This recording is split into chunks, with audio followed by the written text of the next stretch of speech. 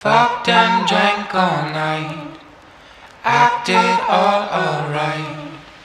Had no need to fight tonight.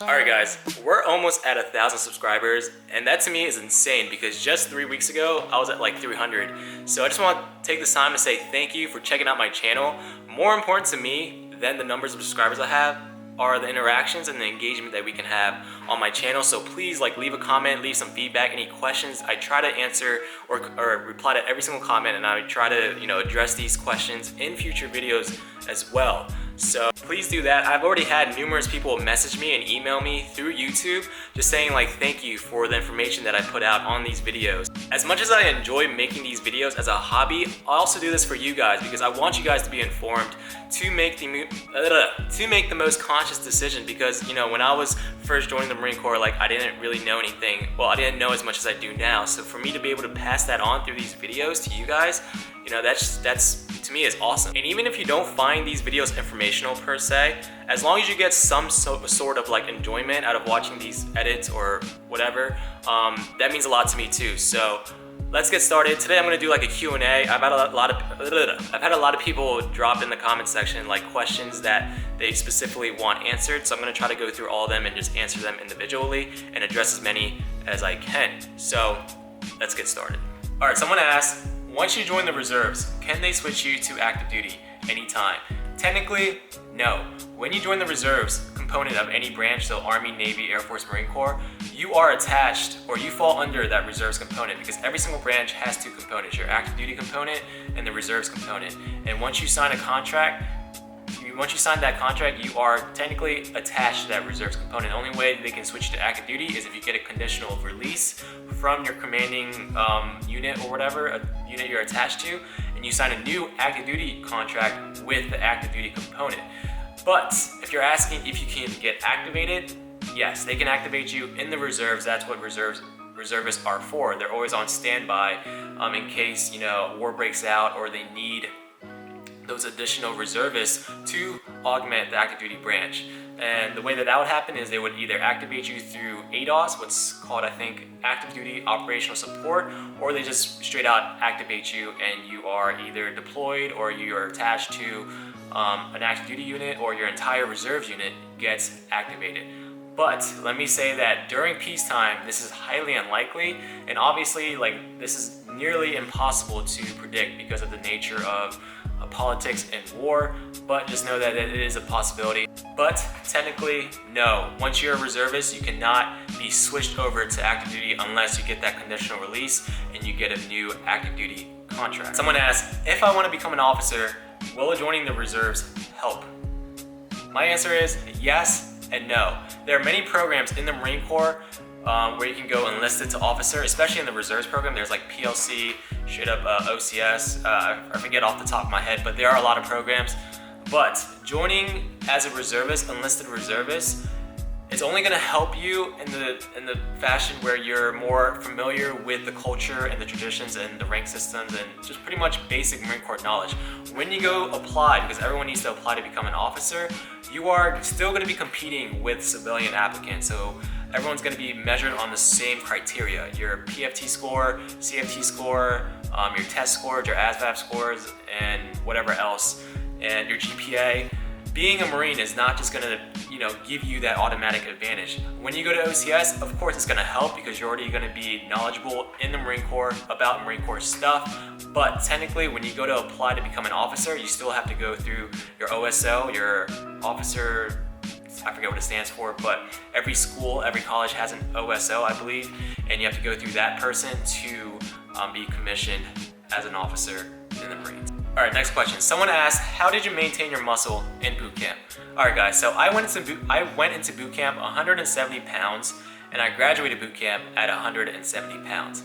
But I looked a lot different graduating versus when I first went in, because I went in probably in one of the best shapes of my life. I was able to do 26 pull-ups, run the 3 mile in like 21 minutes, and I could bench like 315 and squat 365. You know, I was in the gym before I went.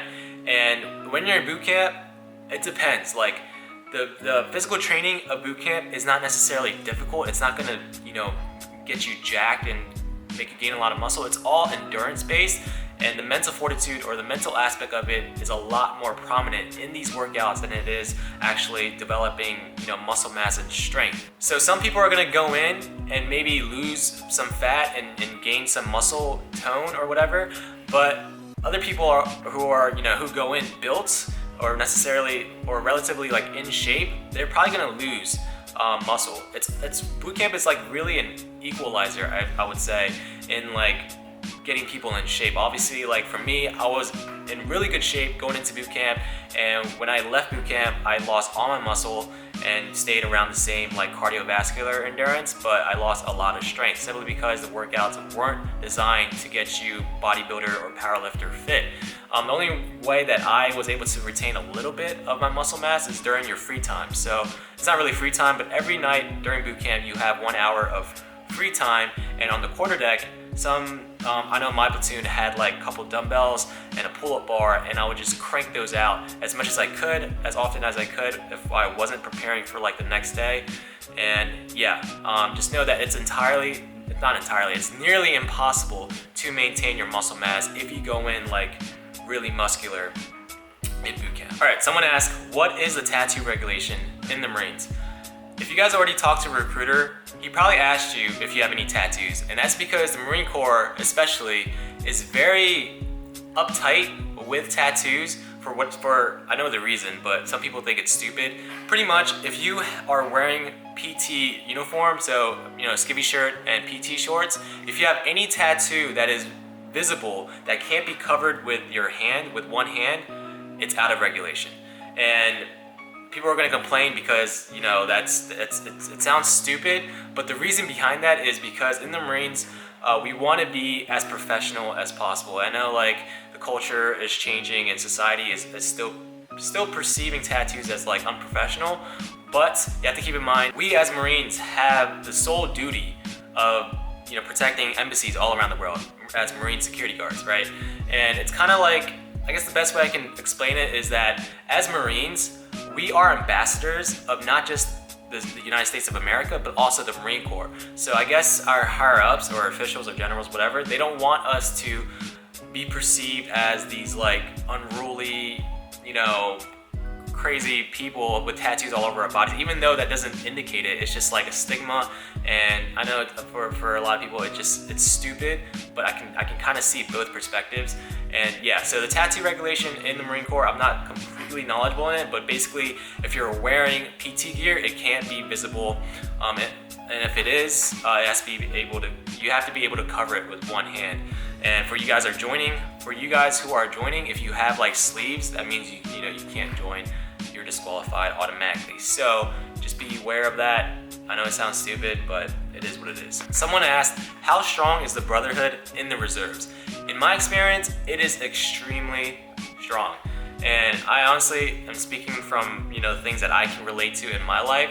So I don't know what it is, how strong the Brotherhood is on active duty, but I can definitely say for someone that I only see once a month, I can rely on a lot of the guys that I work with, even though I see them only once a month, 1 week in a month.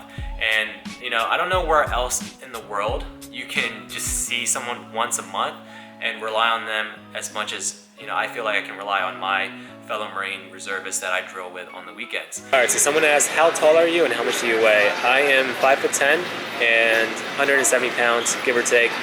How old are you? I'm 24 years old.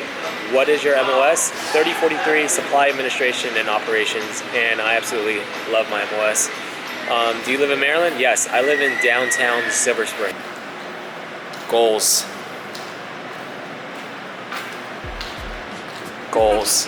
All right, guys, last question is, are you planning to re-enlist / are you planning to do 20 years in the Marine Corps Reserves? Honestly, guys, so my contract is gonna end in about 1.5 years, I believe. I've been in for 4.5 years. Reserves contracts are usually 6 years. I honestly don't know if I'm gonna re-enlist. I would like to, but the way that the military is structured is that if you guys don't have a spot for you to re-enlist, like a billet or an opportunity, you kind of get phased out. And I'm kind of in the situation where my unit only rates 1 supply Marine, and I'm kind of at that stage in my career where my rank exceeds the position. So I'm gonna have to find a new unit that rates my rank and my job. If I can't do that, I can't re-enlist. Or the other option is to just go bulk fuel, because I'm at a bulk fuel unit right now and they always have spots open for that, and I would have to do a lat move, pretty much change my MOS and join like that. So I really don't know, guys. Alright guys, but that is it. I'm gonna end the video here because I think I have enough footage. Yeah, if you guys enjoyed it, please hit the thumbs up button. If you guys have any questions, leave them down in the comments below. I love questions, I love getting feedback, reading comments, and I can use them for future video ideas and answer any questions that you guys have. So please do that, and yeah, I'll see you guys in the next one. Bye, and stay frosty.